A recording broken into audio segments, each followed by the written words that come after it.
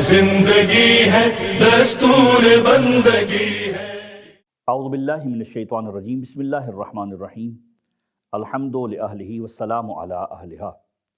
امام معصوم کا فرمان ہے، لکل شیء ربیع وربیع القرآن شہر رمضان۔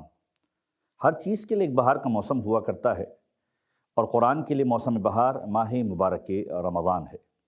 ماہ مبارک رمضان کی ان بابرکت ساعتوں کو مزید بارونق بنانے کے لیے یہ قرآنی سلسلہ کہ جس میں آج ہم اس سورے کے بارے میں گفتگو کریں گے کہ جس سورے کو سورہ مبارکہ قصص کہا جاتا ہے۔ قصص عربی لغت کے اعتبار سے قصے اور کہانیوں کو کہا جاتا ہے، اسٹوریز کو، اور قرآن کے مختلف سوروں کے اعتبار سے یہ کہا گیا کہ یہ بہترین قصے ہیں، بلکہ یہ کہا گیا قرآن کے مختلف سوروں کے اعتبار سے احسن القصص، بہترین اسٹوریز ہیں اس قرآن کے اندر۔ انہی اسٹوریز میں سے ایک سورہ سورہ مبارکہ قصص کے نام سے۔ ترتیب کے اعتبار سے قرآن مجید کا 28واں سورہ ہے، مکہ مکرمہ کے اندر نازل ہوا، 88 آیات کے اوپر مشتمل ہے، 88 آیتوں کے اوپر مشتمل ہے، اور 9 رکوع ہیں اس کے اندر۔ نام سے واضح ہے، نام رکھا گیا قصص، عربی میں واقعات اور کہانیوں کو کہتے ہیں۔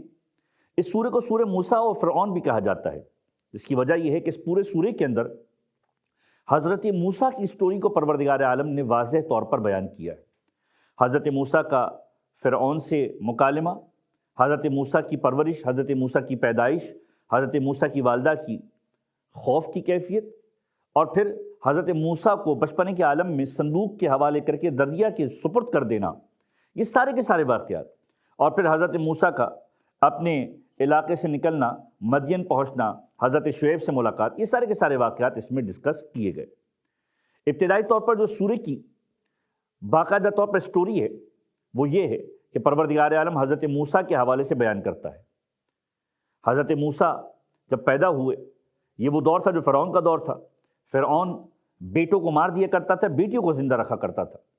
موسیٰ کی پیدائش ہوئی، اور جب موسیٰ کی پیدائش ہوئی تو بڑی ہی عجیب انداز سے پرورش کا سامان یوں کیا گیا کہ چھپا کر رکھا گیا۔ حضرت موسیٰ کی والدہ دودھ پلایا کرتی تھی، اور جب اب انہیں محسوس ہوا کہ معلوم چل جائے گا کہ بچہ ہوا ہے، انہوں نے بچے کو صندوق میں ڈالا، دریا کے سپرد کیا۔ قرآن کریم نے ان آیتوں کے اندر ان تمام اسٹوریز کو بیان کیا۔ صندوق کے سپرد کرنے کے بعد ماں کا دل مطمئنہ ہوا، پریشان ہوئی۔ پروردگار عالم نے اس انداز سے قرآن کریم میں ارشاد فرمایا کہ ہم نے اس کی ماں کو تقویت دی کہ مطمئن ہو جاؤ، ہم اسے دوبارہ پلٹا کر تمہارے پاس لے کر آئیں گے۔ یہاں تک کہ یہ دریا کے اندر ڈالا جانے والا صندوق قصر فرعون کے پاس پہنچا۔ فرعون کے قصر میں یہ بچہ آیا، اور زوجہ فرعون نے باقاعدہ طور پر کہا کہ اس بچے کو ہم پال لیتے۔ یہ پوری کی پوری سٹوری باقاعدہ طور پر اس سورے کے اندر بیان کی گئی۔ اسی طریقے سے ان کی آیتوں کے اندر ابتدا کے اندر، اس سورے کی ابتدا کے اندر وہ آیت بھی ہے جو امام زمانہ سے تعلق رکھتی ہے، اور جس کے بارے میں امیر المومنین وغیرہ کے فرامین بھی موجود ہیں کہ جو لوگ زمین میں ضعیف کر دیے گئے ہیں، خدا کا ارادہ یہ ہے کہ انہیں زمین کے اندر خلیفہ بنائے، وارث بنائے اور امام بنائے۔ اب اس کے بعد جو آیتیں ہیں اس میں ایک لفظ استعمال ہوا ہے شیعہ۔ 15ویں آیت ہے جس میں لفظ استعمال ہوا۔ حضرت موسیٰ کا ایک چاہنے والا حضرت موسیٰ کو پکارتا ہے، اور قرآن نے اس کو شیعہ کے لقب سے یاد کی۔ اسی طریقے سے مومن آل فرعون حضرت حزقیل کا واقعہ، قصر فرعون کے اندر موسیٰ کے مارے جانے کی سازش ہو رہی ہے۔ مومن آل فرعون آ کر کہتا ہے موسیٰ اپنے آپ کو بچاؤ، نکل جاؤ، میں تمہارا خیر خواہ ہوں۔ قرآن نے اس کو بھی کوٹ کیا۔ اس کے بعد حضرت شعیب کا واقعہ، جب حضرت موسیٰ چلے ہیں، مدین پہنچے ہیں، مدین پہنچے دیکھا کہ لوگ اپنے جانوروں کو پانی پلا رہے ہیں، 2 مستورات کھڑی ہوئی ہیں، پانی نہیں پلا رہی۔ سوال کہ کیوں؟ کہ یہ پلا لیں گے اس کے بعد ہم پانی پلائیں گے۔ موسیٰ مدد کرتے ہیں، اور جب بچیاں جلد گھر پہنچ جاتی ہیں، ان کے والد حضرت شعیب سوال کرتے ہیں آج جلدی آ گئی۔ وہ کہتے ہیں کہ ایک ایسا مرد آج ہمیں ملا کہ جس نے ہماری مدد کی۔ حضرت موسیٰ کو بلایا جاتا ہے، حضرت شعیب کہتے ہیں تم امان کے اندر ہو اور خدا نے تمہیں نجات دے دی ہے۔ حضرت شعیب اپنی دختر سے حضرت موسیٰ کا نکاح کرتے ہیں۔ یہ واقعات سورہ قصص کے اندر ہے۔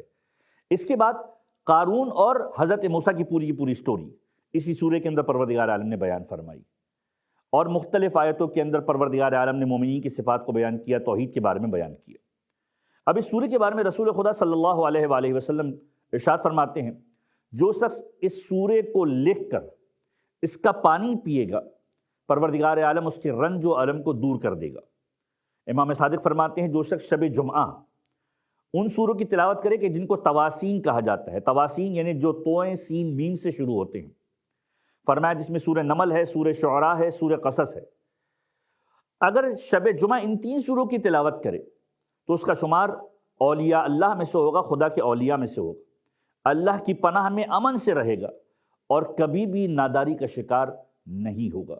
پروردگار عالم کی بارگاہ میں دعا ہے کہ پروردگار ہم سب کو قرآن کریم کو پڑھنے، اسے سمجھنے اور اس پر قرآن پڑھو، پڑھو قرآن پڑھو، پڑھو قرآن پڑھو۔